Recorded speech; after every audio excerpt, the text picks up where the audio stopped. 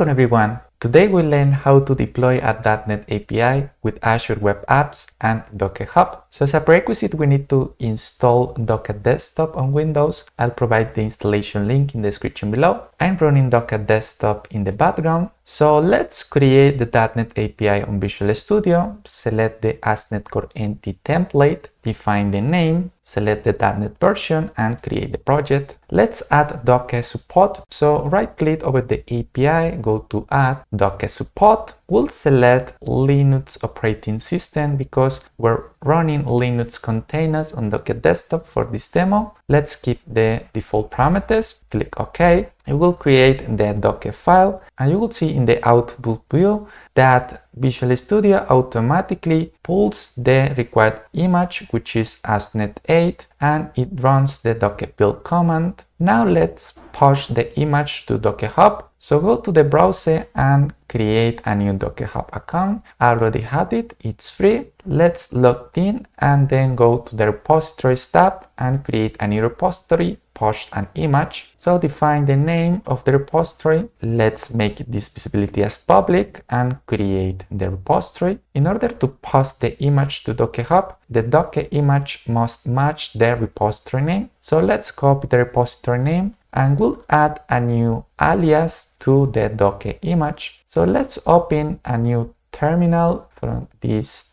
API, type Docker images, and we have the Net API repository with the image ID. So we'll add a new tag for this image. So to do that, we'll type Docker tag. We'll type the first three characters from the image ID and we'll pass the repository name, which is the tag. Execute the command. Now run Docker images again. As you will see, we have the new tag for this repository. Now it's time to run the Docker push command. So type Docker push and pass the repository name. Execute the command. It will take a couple of seconds to push the Docker image to Docker Hub. It's done. So go to Docker Hub and verify that we're pushing the new Docker image, and that's it. Now go to the Azure portal to create the Azure Web App for containers. So in the search bar, search Web App for containers. And for the marketplace, we'll select this option. Let's define the basic parameters. We need to select an active Azure subscription, define the resource group,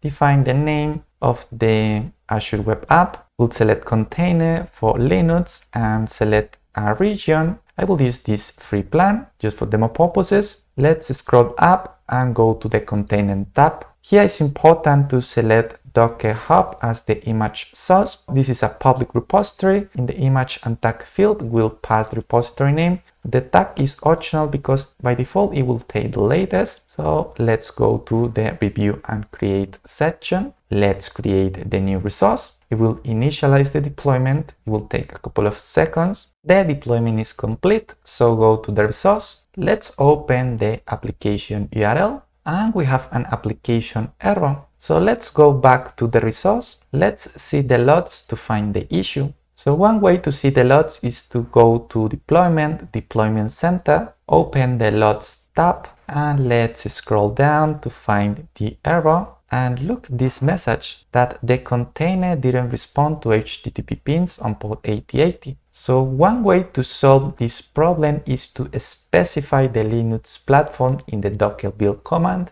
Maybe because I'm using a Windows machine. So go to Visual Studio, let's clear the console and let's run the Docker build command by specifying the Linux platform. So type Docker build, we'll add the platform parameter and we'll define Linux/AMD64 and add the tag, which is the repository name. Let's add the period to execute this build command. Now let's push the image again. The image is pushed successfully to Docker Hub. So go back to the resource, go to the overview tab, and to make sure that we're taking the latest version, I will stop the application and start again. Now go to the web app URL and refresh. It will take a couple of seconds to pull the new version of the Docker image from Docker Hub. So let's reload this tab And now the .NET API is deployed successfully. So let's close this app URL. Now let's configure continuous deployment by using webhooks. We'll use webhooks to notify these Azure Web Apps from Docker Hub. So for that, go to Deployment Center. In the Settings tab, scroll down and we'll enable continuous deployment. We'll copy the webhook URL that we'll add in Docker Hub. Let's add a final configuration in this Azure Web App. So let's scroll down, go to Settings, Configuration, and here in the platform settings, we'll enable this basic authentication publishing credentials to allow the webhook to authenticate using these credentials. So let's enable this option and save it. It's done. Now go to the repository in Docker Hub, go to the webhooks tab and add a new webhook, define the name and copy the URL. Let's add this webhook. Now go to Visual Studio and update the .NET API. Go to the program.cs file